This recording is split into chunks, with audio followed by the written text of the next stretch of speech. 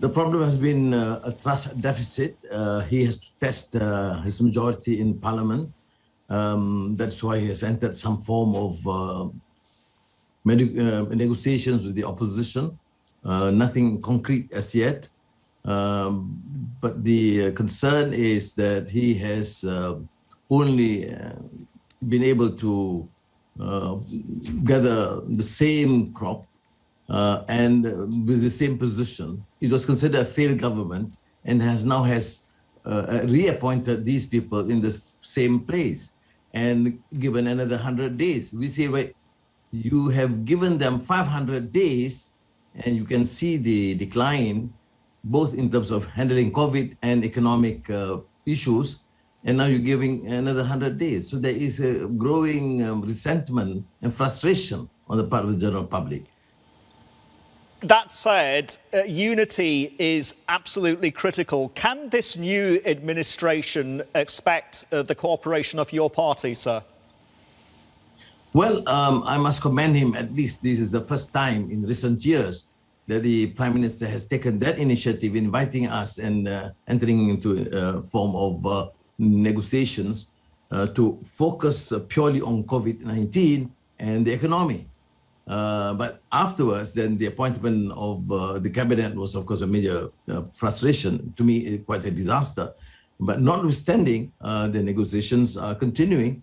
But I will have to see whether they are really committed to some of the reform that they have promised to support.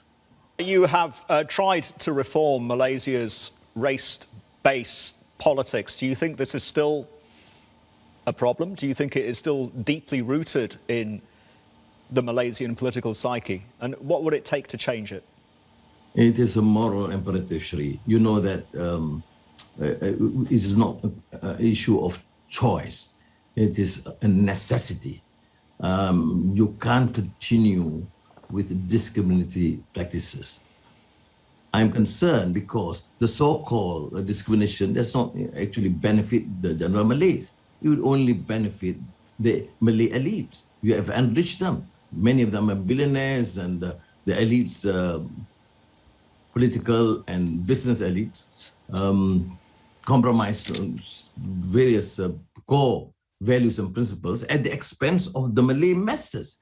So when I say about need-based, it will be more beneficial to the Malay masses and the Chinese poor and the Indian and the Sabahans and Sarawakians. But of course, this is the new narrative, new politics in Malaysia.